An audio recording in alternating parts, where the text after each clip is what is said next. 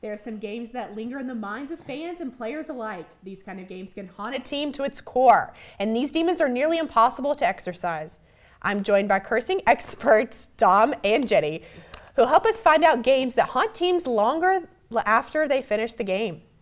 So guys, we're going to go with one game and what that haunts this team still to this day. Dom, can we start with you? So maybe not haunts still to this day, but this one game haunted them for a while, and for me, it's Game 4 of the 1945 World Series between the Cubs and the Tigers. Throwback. Yeah, the last time the Cubs were actually in the World Series before they won it, 2 years ago.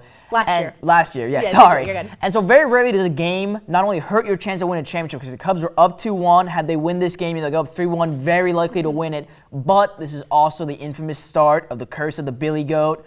Local Cubs fan, he try to get into the game with a apparently very smelly Billy Goat, and the fans wouldn't, or the team wouldn't let him. They kicked him out, and he said the Cubs were never going to win another one. And this Billy Goat curse lasted until last year. It lasted a while. See, I think that you could go with the Billy Goat game, but the Bartman game might be even worse than that was my honorable mention, actually, was the Bartman game, but I figured it wasn't in the World Series, and it didn't spawn a 60-some-year curse. It's Jenny's turn now. We don't care about your honorable mention. Continue, Jenny. All right, so mine still haunts the team to this day. Going to December 1995, the Montreal Canadiens were playing against the Detroit Red Wings for their worst loss in franchise history, where they lost 11-1. Now, this might not be notable except for the fact that they left their star goalie, probably best goalie in the league, Patrick Waugh, in for 9 goals. So after he finally got pulled, he said, "This is my last game in Montreal." And 4 days later, he was traded to the Colorado Avalanche, where he then won 2 Stanley Cups and a Conn Smythe Trophy. And to this day, the Canadiens have never been back to the Stanley Cup final.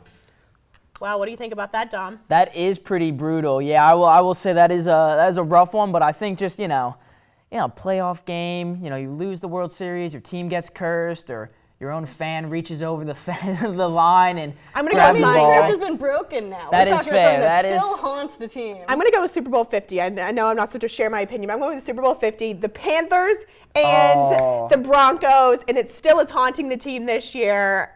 Maybe not for long. Well, actually, do you know what I think what's really also haunting? When the Seahawks didn't run the ball on the 1-yard line. The team hasn't had quite as much playoff success before that. They've been to back-to-back Super Bowls. They've had playoff success. That was just one mistake. In the Super Bowl that cost them the game. Apparently led to a little bit of a divide between some of the coaching staff. Marshawn Lynch was very upset they didn't run the ball. The defense wasn't quite happy that, their offense botched would have been a good game for them. So I think the real thing is, there's so many pivotal moments in sports that it doesn't matter whether it's a regular season game or a World Series or Super Bowl game. You still find that there are so many moments that can change a franchise forever.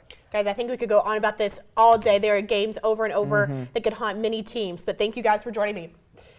Those games are haunting, but don't go anywhere because Thomas will be joining me at the desk to discuss the weirdest mascots in sports. Stay tuned.